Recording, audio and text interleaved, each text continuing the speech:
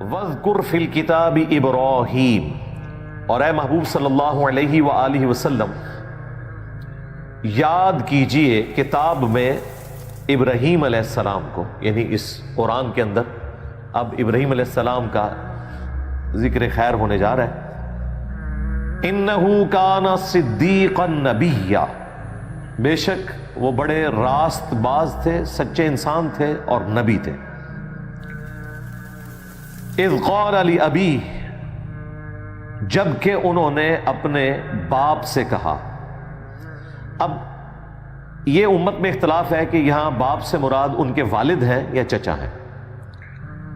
جو لوگ یہاں مراد والد لیتے ہیں وہ کہتے ہیں کہ چونکہ عموماً جب باپ کا ذکر کیا جاتا ہے تو اس سے مراد والد ہی ہوتے ہیں، جبکہ دوسری طرف وہ لوگ جو اس چیز کو گستاخی سمجھتے ہیں کہ انبیاء کے والدین کافر ہو سکتے ہیں،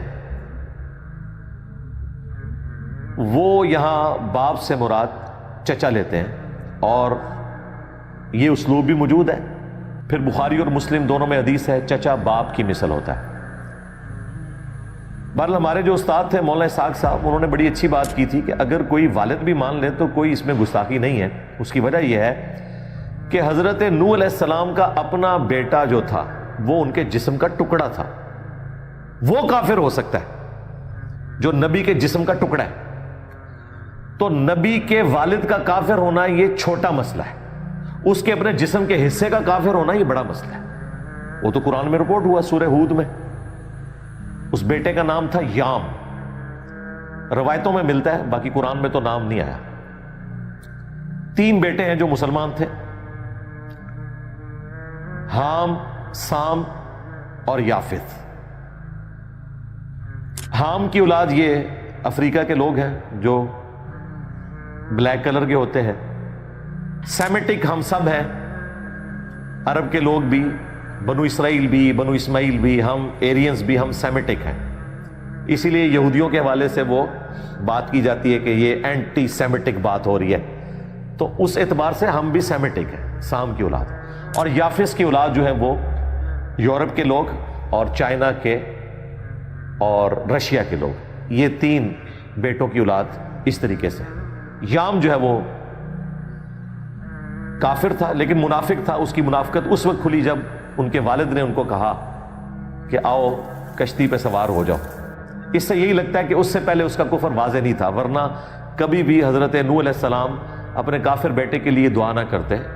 ایک عام مسلمان کو پتہ ہے کہ کافر کے لیے دعا نہیں کرنی، تو انہوں نے وہ پھر بینیفٹ آف ڈاؤٹ لیا کہ اللہ تو نے تو وعدہ کیا تھا میرے گھر والوں کو بچائے گا، تو یہ تو میرے اہل میں سے ہے، تو بتایا گیا کہ یہ تیرے اہل میں سے نہیں ہے۔ وہ اسی وقت کھلا جب انہوں نے کہا سوار ہو جا کشتی میں، تو سورہ ہود میں آتا ہے کہ اس نے کہا کہ میں پہاڑ پر چڑھ جاؤں گا، وہ مجھے بچا لے گا، اور اسی دوران ایک موج حائل ہوئی اور وہ تباہ و برباد ہو گیا۔ نوح علیہ السلام نے اس کو سمجھایا کہ آج کوئی بچنے والا نہیں۔ بہرحال وہ یام ہلاک ہوا۔ تو ابراہیم علیہ السلام کے والد کا نام قرآن حکیم میں جو مینشن ہوا وہ کہتے ہیں کہ یہ ان کے چچا کا نام ہے آزر، ان کے والد کا نام طارق تھا، اور اس حوالے سے المستدرک الحاکم میں اور تفسیر طبری میں روایتیں بھی ملتی ہیں۔ بہرحال اس کو جھگڑا نہیں بنانا چاہیے، کوئی گستاخی والا ایشو اس اعتبار سے نہیں ہے۔ نبی علیہ السلام کے والدین سے یہ کیس مختلف ہے، کیونکہ نبی علیہ السلام کے والدین تک تو آپ کی دعوت نہیں پہنچی، وہ اہل فطرت میں سے۔ یہاں تو باقاعدہ وہ اپنے باپ سے بحث کر رہے ہیں، وہ چچا تھا یا والد تھا، کوئی بھی تھا۔ جو لوگ کہتے ہیں کہ وہ چچا ہی ہے، ان کے پاس ایک مضبوط دلیل یہ بھی ہے کہ اللہ تعالیٰ نے تو ان کو دعا کرنے سے روک دیا تھا، اس کے باوجود جو رب اجعلنی مقیم الصلاۃ ومن ذریتی ربنا وتقبل دعا، اس میں تو والد کا ذکر ہے نا، ربنا اغفر لی ولوالدی وللمؤمنین یوم یقوم الحساب، تو اس میں تو والد کا لفظ ہے کہ میرے والدین کو بخش دے۔ تو وہ کہتے ہیں کہ جب اللہ تعالیٰ نے منع کر دیا تھا تو اپنی اولاد اور والدین کے لیے اس وقت دعا کرنا جبکہ ان کی اولاد تھی، یہ اس بات کا ثبوت ہے کہ ان کے والد اہل ایمان تھے۔ یہاں آزر جو ہے وہ باپ ہے، اور باپ سے مراد یعنی ان کا چچا۔ یہ دونوں طرف کی رائے میں نے آپ کے سامنے رکھ دی ہے. بہرحال اس میں کوئی گستاخی والا ایلیمنٹ نہیں ہے، دونوں طرف بات جا سکتی ہے. اذ قال لابی، جب انہوں نے اپنے باپ سے کہا، یا ابتی، اے میرے ابا، لم تعبد ما لا يسمع ولا يبصر، آپ اس کی عبادت کیوں کرتے ہیں جو نہ سن سکتے ہیں اور نہ وہ دیکھ سکتا ہے. یعنی وہ بت جس کو آپ پکار رہے ہیں نہ وہ سن سکتا ہے نہ وہ دیکھ سکتا ہے. یہاں تو اسپیسیفکلی ظاہر ہے بتوں کو ہی لیا جا رہا ہے. ولا یغنی عنک شیئا، اور وہ آپ کو کوئی رتی برابر بھی فائدہ نہیں پہنچا سکتا، کسی شے کا کوئی فائدہ نہیں پہنچا سکتا. یا اباتی، اے میرے ابا جان، انی قد جاءنی من العلم، بے شک میرے پاس تو ایک ایسا خاص علم آیا ہے، ما لم یأتک، جو آپ کے پاس نہیں آیا. فاتبعنی اہدک صراطا سویا، تو آپ میری پیروی کریں، میں آپ کو سیدھا راستہ دکھاؤں گا. یا اباتی، اے میرے ابا جان. دیکھیں اس سے بہتر کیا انداز ہو سکتا ہے، یہ بار بار آئے گا، یا اباتی، اے ابا جان، اے ابا جان. لیکن ابا جان نے جو جواب دینا ہے وہ وہی جواب ہے جو آج کے نوجوانوں کو ان کے ابے جواب دیتے ہیں. اس لیے میں کہتا ہوں کہ ابے اگر بگڑنے پر آ جائیں تو نبیوں کے ابے بھی جو ہیں وہ صحیح طریقے سے رسپانس نہیں کرتے. یا تو ابا ہو پیغمبر، یا وہ نبی کے اعلان نبوت سے پہلے ہی فوت ہو جائے. کیونکہ یہ باپ والا جو معاملہ ہے یہ اتنا سینسٹیو رشتہ ہے کہ باپ کبھی بھی ایکسیپٹ کرنے کے لیے تیار ہی نہیں ہوتا کہ یہ چھوٹا سا بچہ کل میرے سامنے جوان ہوا، یہ مجھ سے زیادہ ہدایت یافتہ ہو سکتا ہے.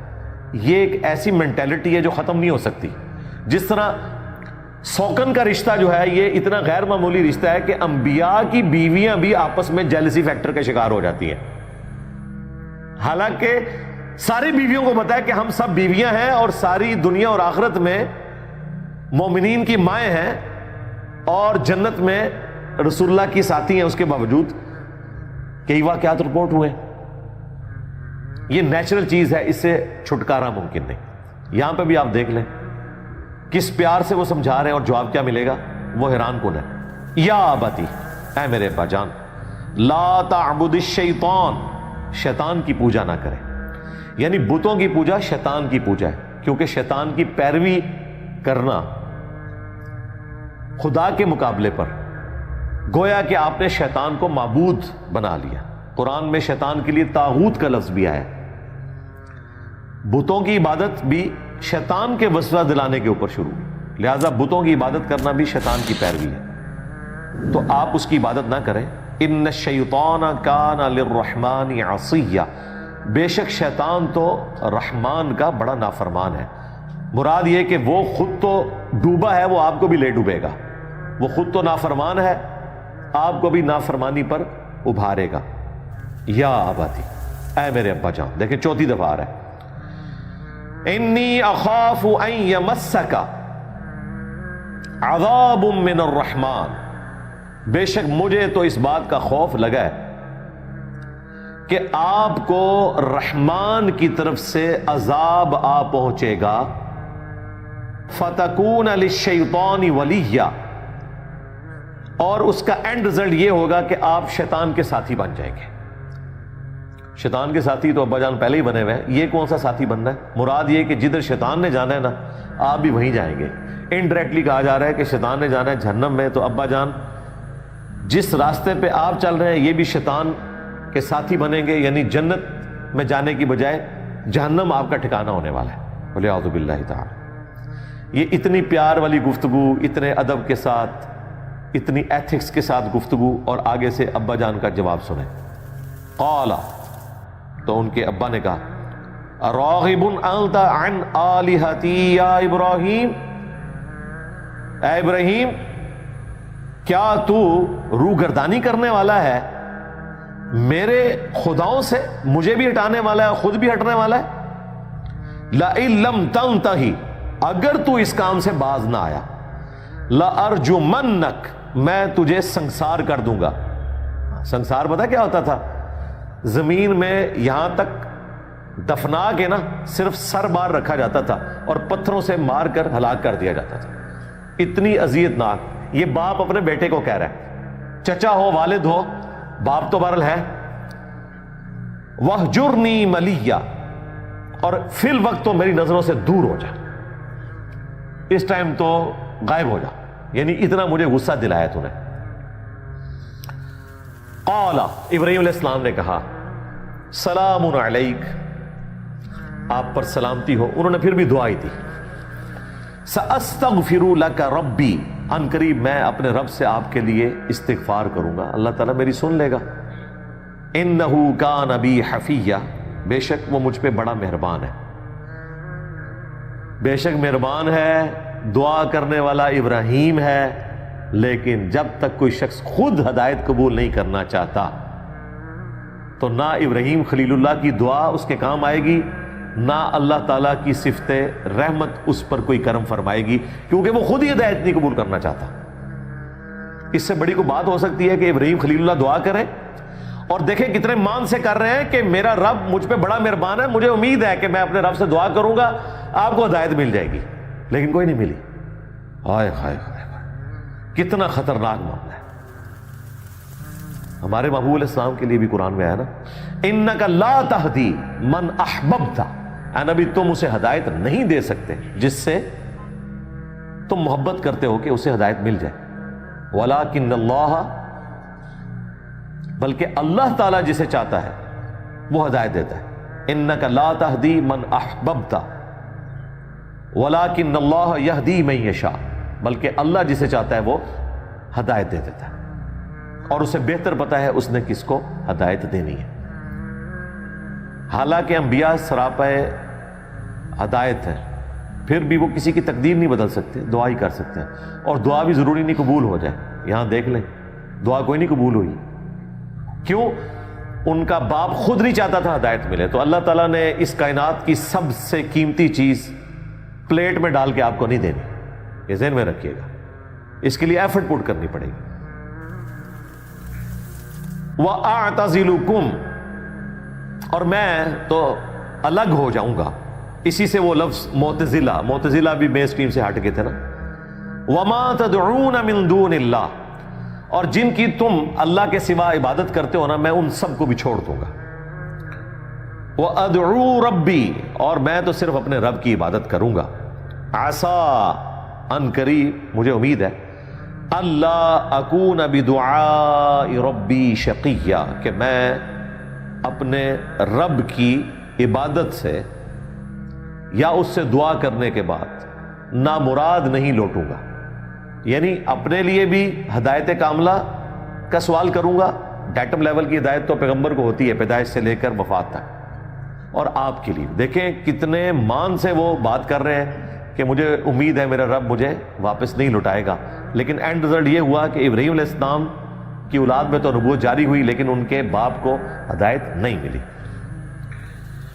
فَلَمَّا اعْتَزَلَهُمْ وَمَا يَعْبُدُونَ مِن دُونِ اللَّهِ, پس جب ابراہیم علیہ السلام الگ ہو گئے ان سے اور جن کی وہ عبادت کیا کرتے تھے, یعنی ان کی قوم کے لوگ. ابراہیم علیہ السلام نے کبھی شرک نہیں کیا اللہ کے سوا.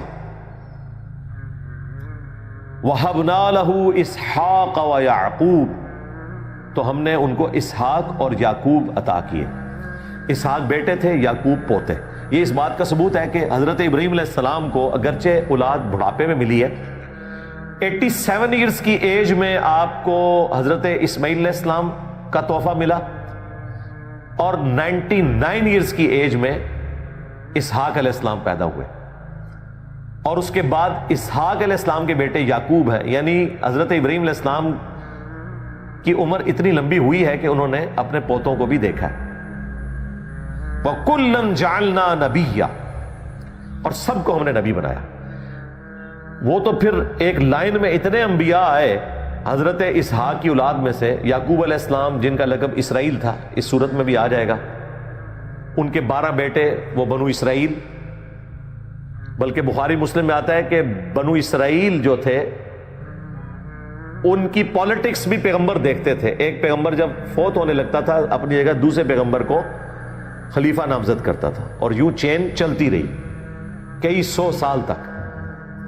کوئی نہ کوئی نبی دنیا میں موجود ہوتا تھا جو ان کا پولیٹیکل لیڈر بھی ہوتا تھا اور ان کا مذہبی پیشوا بھی ہوتا تھا. اور نبی اسلام نے فرمایا کہ میری امت میں خلفاء ہوں گے کیونکہ اب نبوت کا سلسلہ مکمل ہو چکا. تو حضرت یعقوب علیہ السلام کی اولاد بنو اسرائیل اور دوسری طرف حضرت اسماعیل علیہ السلام جو حضرت یعقوب کے تایا لگتے تھے اور حضرت اسحاق کے بڑے بھائی، وہ بنو اسماعیل ہیں، وہ عرب کے لوگ ہیں اور ان میں صرف ایک ہی پیغمبر ہے، محمد رسول اللہ صلی اللہ علیہ وآلہ وسلم. یعنی حضرت اسماعیل علیہ السلام کے بعد ایک ہی پیغمبر. اس لڑی میں دو پیغمبر ٹوٹل، حضرت اسماعیل اور محمد رسول اللہ صلی اللہ علیہ وآلہ وسلم.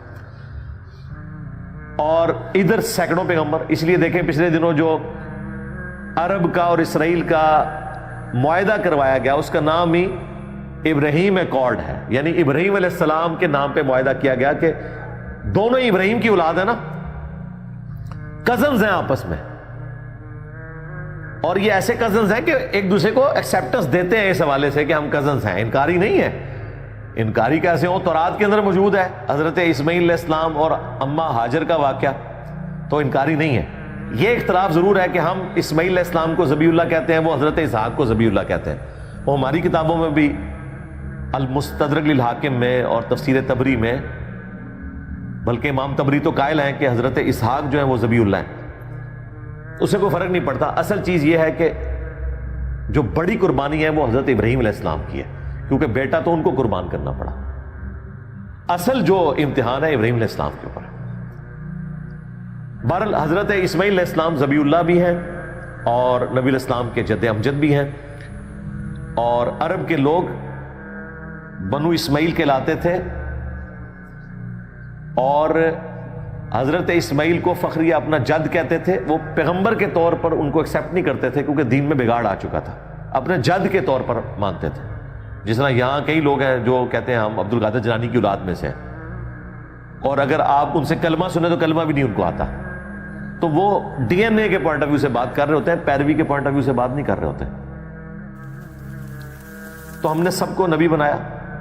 وَوَهَبْنَا لَهُم مِّن رَحْمَتِنَا، اور ہم نے عطا فرمائی انہیں اپنی طرف سے رحمتیں، نعمتیں. وَجَعَلْنَا لَهُمْ لِسَانَ صِدْقٍ عَلِيًّا، اور ہم نے ہمیشہ کی سچی تعریف ان کی آنے والے لوگوں میں باقی رکھی اور اس کو بلند کیا. آج بھی دیکھیں ہم قربانی کو سنت ابراہیمی کہتے ہیں، حج کو سنت ابراہیمی کہتے ہیں، حالانکہ ہمارے نبی علیہ السلام کی بھی وہ سنت ہے، لیکن ہم حضرت ابراہیم علیہ السلام کی طرف سے منسوب کرتے ہیں. خود ہمارے پیغمبر جو ہے ملت ابیکم ابراہیم هو سماکم المسلمین، پیروی کرو اپنے باپ ابراہیم کی جنہوں نے تمہارا نام مسلم رکھا. من قبل، اس قرآن سے پہلے، وفی ھذا، اور اس کتاب میں اللہ نے بھی اسے انڈورس کر دیا. تو ہم دین ابراہیمی کے اوپر ہیں. اور اس وقت دنیا میں جتنے بڑے ریلیجن ہیں وہ ابراہیمی ہیں. سب سے زیادہ تعداد تو اگر آپ کاؤنٹنگ کریں تو وہ کرسچنز کی ہے، پریکٹسنگ دیکھے جائیں تو مسلمان ہیں. 2.25 ارب کے قریب کرسچنز ہیں، اتنے ہی آلموسٹ مسلمان ہیں. جوز تعداد میں تھوڑے ہیں لیکن ڈومیننٹ ہیں. تو اوورال تاریخ میں آپ دیکھیں ہمیشہ غلبہ جو ہے وہ پیغمبروں کے ماننے والوں کا رہا ہے. آج بھی پیغمبروں کے ماننے والوں کا ہی غلبہ ہے. بیچ میں ایک آپ کہہ سکتے ہیں منگول آئے پوری انسانیت کے اوپر ایک آزمائش بن کے، وہ پیغمبروں کے ماننے والے نہیں تھے. ادروائز اوورال پیغمبروں کے ماننے والوں کا ہی غلبہ رہا. 1000 سال تو ہم نے بھی حکومت کی ہے. پھر اس کے بعد گریٹ برٹن، کٹر قسم کے کرسچنز، صلیبی جنگیں انہوں نے مسلمانوں سے لڑی ہوئی ہیں. آج بھی پوری دنیا کے اوپر اگر آپ دیکھیں تو غلبہ کرسچنز کا ہے. یہودی تو ان کی سپورٹ سے کھڑے ہوئے، تو یہودی بھی ایک خدا کے ماننے والے ہیں، وہ بھی ابراہیمی ہیں. تو سارے حضرت ابراہیم علیہ السلام کے ماننے والے ہیں. اور دیکھیں ابراہیم علیہ السلام وہ پرسنالٹی ہیں جن کی سبھی تعریف کرتے ہیں، چاہے مسلمان ہوں، کرسچنز ہوں، جوز ہوں، ان کو سارے عزت دیتے ہیں، بلکہ ایک دوسرے پر سبقت لے جاتے ہیں کہ ہم ابراہیمی ہیں. اپنی نسبت کو حضرت ابراہیم علیہ السلام کے ساتھ جوڑنے پر فخر محسوس کرتے ہیں. نبی علیہ السلام کنٹروورشل پرسنالٹی ہیں، عیسیٰ علیہ السلام کنٹروورشل پرسنالٹی ہیں، لیکن حضرت ابراہیم علیہ السلام کنٹروورشل پرسنالٹی نہیں ہے، ایٹ لیسٹ جو آسمانی مذاہب کے ماننے والے لوگ ہیں۔ لہذا آج کے اس ماڈرن ورلڈ میں کوئی کہہ نہیں سکتا کہ ابراہیم علیہ السلام کے ماننے والے لوگوں کی جو تعداد ہے اور ان کا جو غلبہ ہے، اس کے ہوتے ہوئے کہ مجھے خدا ابراہیم کا تعارف نہیں ہے۔ یہ جو ہمارے بھائی ابو یحییٰ صاحب نے، ریحان احمد یوسفی صاحب نے انسان کی کہانی ڈاکومنٹری بنائی ہے، اس میں انہوں نے یہی چیز ثابت کرنے کی کوشش کی ہے کہ اب کسی پیغمبر کی ضرورت نہیں ہے، کیونکہ دنیا میں اللہ تعالیٰ نے ابراہیم علیہ السلام اور ان کی اولاد کو اتنا ڈومیننٹ کر دیا ہے کہ کوئی شخص یہ کہہ نہیں سکتا مجھے ابراہیم کے خدا کا تعارف نہیں ہے، مجھے تو پتہ ہی نہیں ہے کہ خدا یکتا کیا ہوتا ہے، توحید کیا ہوتی ہے، موحد ہونا کیا ہوتا ہے۔ یہ اتنا اللہ نے ڈومیننٹ کر دیا، اور سینٹرل پوائنٹ کے اوپر عرب کی سرزمین میں دنیا کا سینٹر ہے، آپ سمجھ لیں۔ اگر آپ اوورآل نقشے کو یوں بچھا دیں تو عرب کی سرزمین سینٹرل ایک حیثیت رکھتی ہے، اور مسلمانوں کی حکومت، پھر کرسچنز کی حکومت، اور اس وقت پریکٹیکلی جیوز کی فائنینشیل حکومت کرسچنز کی سپورٹ کے ساتھ۔ تو خدا یکتا کا تعارف آج بھی ڈالر پہ لکھا ہوا ہے، in God we trust. American president جو ہے وہ بائبل کے اوپر حلف لیتا ہے، پوری تقریب ہوتی ہے۔ گریٹ برٹن جنہوں نے یہ خلافت حوالے کر دی تھی امریکہ کے، اس سے پہلے وہ ورلڈ لیڈر تھے، وہاں بھی دیکھ لیں بائبل کے اوپر حلف ہوتا ہے۔ تو خدا کے ماننے والے خواہ وہ ٹیمپرڈ فارم میں بھی ہو، بہرحال اس وقت بھی دنیا میں ان کا غلبہ ہے، اور یہ قرآن کی پریڈکشن ہے کہ قیامت تک غلبہ رہنا ہے۔ ہم عیسیٰ ابن مریم کے ماننے والوں کو ان کے مخالفین پر قیامت تک غلبہ دیں گے۔ جیوز کا کبھی ایبسولوٹ غلبہ نہیں ہے، وہ کرسچنز کی سپورٹ کے ساتھ ہے، اور مسلمان تو ویسے عیسیٰ ابن مریم کے ماننے والے ہیں، کرسچنز بھی ماننے والے ہیں، ٹیمپرڈ فارم میں صحیح، بہرحال وہ ماننے والے تو ہیں۔ تو اللہ طرف ہمارا ہے کہ ہم نے بعد میں آنے والے لوگوں میں ان کی سچی تعریف، ہمیشہ کی تعریف اور بلند مقام رکھا۔